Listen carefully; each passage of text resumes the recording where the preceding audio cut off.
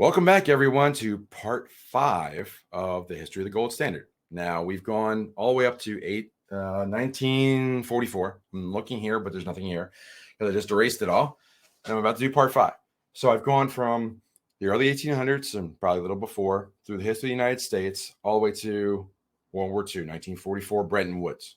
So we're going to go from then kind of in two parts. We're going to go to 1971. And then we're going to go pretty much to today. I'll call it for official statement. I'll probably get 2023 so we know when this video is made. Hopefully I can get there in about 15 minutes and we can wrap this up nicely. So 1944. 1944. And I'm going to abbreviate this as Bretton Woods. The U.S. is now on the gold. The U.S. is now the global standard. So it's the dollar. The dollar is the global standard to here, all the way to 1971.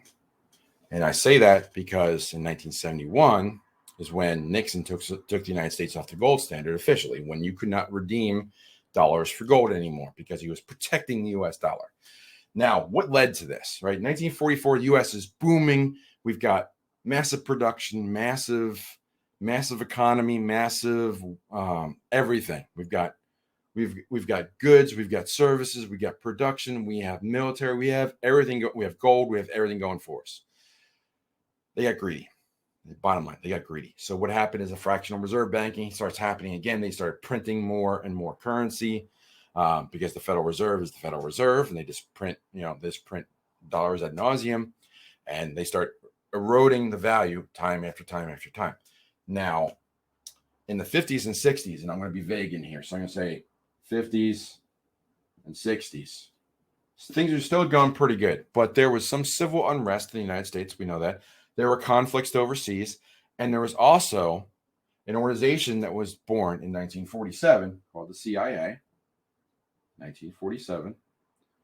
And if you've read a particular book, which I mentioned a lot, which is one of my favorite books because it's pretty much a history book, but it's not. It's told in a story, but it's kind of a true story because I can never remember John's last name, but the Confessions of an Economic Hitman. And I'm gonna go find the author real quick because he deserves a mention. And what happened is that this book tells you what happened over that time period to push the dollar into other countries. And it was John Perkins. There we go. So John Perkins wrote that. And it was published first in 2004. And it's a really good book. I'm not going to put it up on the screen or anything. That's where I'm focused here. But the CIA is born in 1947. A whole bunch of other things are happening in 1947. You got all the three-letter agencies. Now, in the 50s, after World War II is done, you have Eisenhower, former general, come out and talk about the military-industrial complex and all these government agencies, these three-letter agencies that are out there that are doing things that may not be in the best interest of the Americans. But what's happening for the dollar standpoint, to focus on the history of the dollar and the gold standard, they're taking these dollars, they are trying to push the dollar as far as they can into other countries. And what they're doing is the time from here and even into past the 70s is I'm gonna just call it Hitman. That's the Hitman era. All right. So what they're doing, sorry for the glare, doing the best I can with the glare. All right, that's the Hitman period. All right, during the Hitman period, this is where the U.S. government or their agencies are basically telling other countries that saying, you guys are this close to being an emerging economy with booming millions and millions of income and revenue. All you need is better infrastructure. So what they do is if you take out these loans in the form of dollars from the United States, then you'll build this infrastructure. And by the numbers that these groups were telling him, which he was a part of, saying if you spend $100 million, you will be worth $1 billion afterwards. Not crazy numbers like that. It's just crazy numbers. But what it did was pushed the dollar dependency to other countries because they took out loans from the U.S. to build their infrastructure. And what did the U.S. do? They just printed this into existence. They just created these loans, and then they created this debt instrument that they owed us back. So they basically call it a bond, whatever you want. But they owed now. They were indebted to the United States because they owed dollars back to build their infrastructure. So the U.S. went there and helped them to, like, Panama Canal happened a lot earlier, but that was just an example of how we were involved in South America, Central America, other economies to try to build them better. Maybe not the best thing, okay? But that's the history, okay? So now we're pushing this. Now other countries are getting wise that there's too many dollars in existence in the 50s and 60s. They're getting nervous. France and Germany are like, we've got gold sitting over there in the U.S. and it's allegedly in Fort Knox, but possession is 9/10 of the law. We would feel better if we have it. So they're asking for their gold back. So they started taking delivery of their actual gold in the 50s and 60s. And as this date got closer and closer, and that gold reserve was getting lower and lower in the United States, to defend the dollar, Nixon on August 15th, 1975, made that speech, 1971, August 15, 1971, to take the U.S. off the gold standard. But it wasn't spelled out like that. He said he's defending the dollar, and they won't be redeemed for gold anymore. So that's basically, it was kind of a throwaway speech. So not a lot of people paid attention to it. Of course, it was televised, but unless you really knew the economy and what he was trying to say, you wouldn't have caught that, now we're off the gold standard. So now from 71 to, I'm going to say 2001, and then we're going to make another mention of 2008. Okay. And then 2020. Those are the dates we're going to stick with. This is what we're going to focus on. This is the pseudo deaths of the dollar. So the dollar died here again. Well, it died in 1933 when we took it off the gold standard, when the Emergency Banking Act, which was in the last video. And all these videos are up here. By the way, if you like this content, please like, share, subscribe.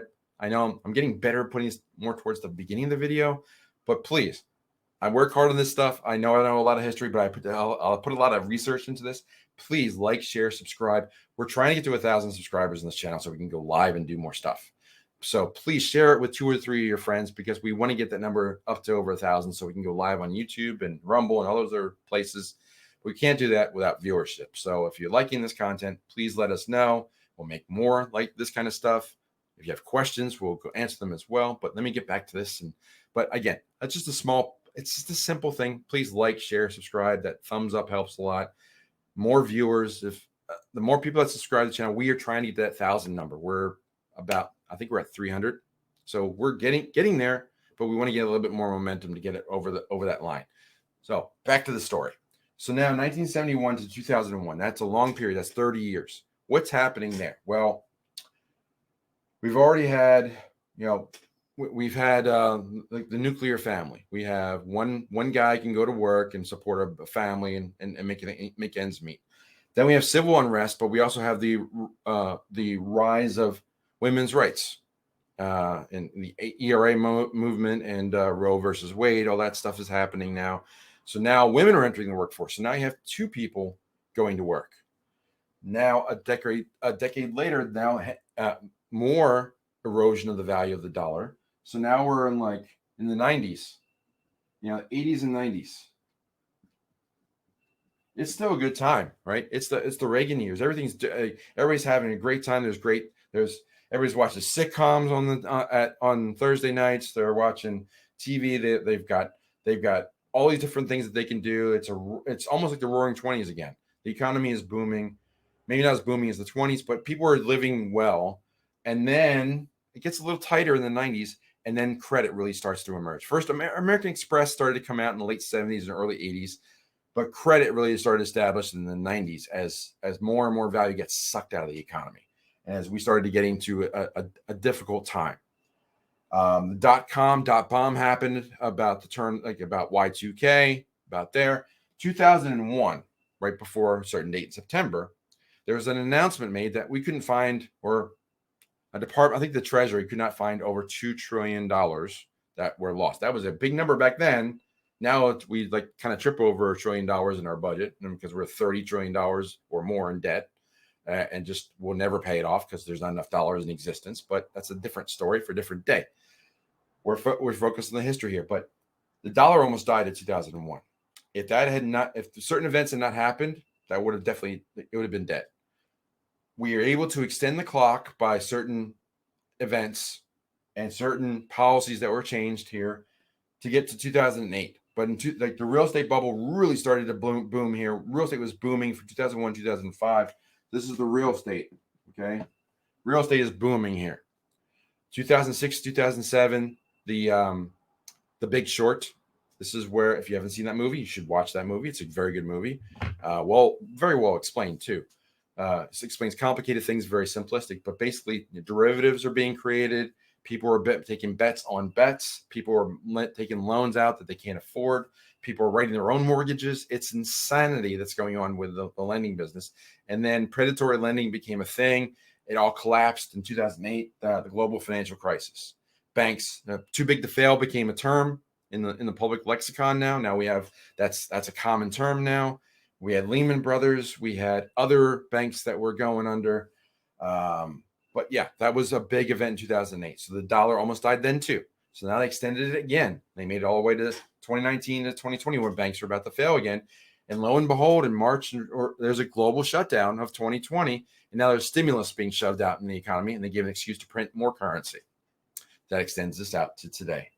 So now we have an inflationary world that we live in, where the dollar has maybe 1% of its original value, maybe less. All currencies that are produced by a government without any backing through the banking industry and through the fractional banking, it's fiat currency. Fiat is by decree. That is like it's worth something because we say so, and the government is saying so. And now people are saying, I don't believe you anymore. So now we have today where we need to become economic preppers, because we expect at some point this is all going to collapse, because no fiat currency in the history of mankind has ever lasted. Because look at the history. Like where are Roman coins right now? Where are Aztecs? Where are Spanish doubloons? Where are all the old government currencies now? They're in museums. They're in collectible cases. They're not in circulation because those governments died. Think about the Vikings. When the Vikings went to a new land, did they take the paper currency? No, they took the artwork. They took the gold, the silver, the things that were worth something, that were tangible, that they could use going forward, because it was a tangible world. It wasn't a digital world with electronics and the internet yet. So then now gold and silver became the standard, because that's what everybody wants. We don't want pieces of paper that's like written on because the government says this is worth something. Other people in other countries don't care because that government doesn't exist anymore. So the government collapses, so does the currency. So that's where we're at today. Are we on the verge of a currency collapse? Are we on the verge of a government collapse? Are we on the verge of both? Will there be new currencies emerging?